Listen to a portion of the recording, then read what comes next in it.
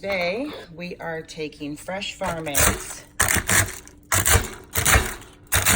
boiled, peeled,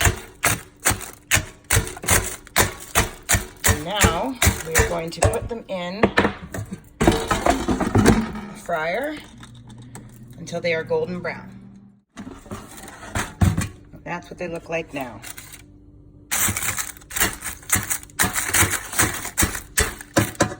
So what I'm going to do now is I'm going to put them in a blender. I'm just going to use my trusty magic bullet here, and we're going to blend them all up until they're almost like a dusty powder.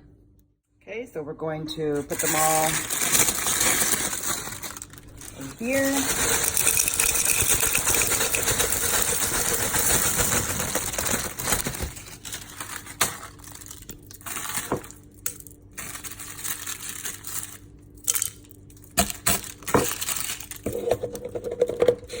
And then we're going to blend them.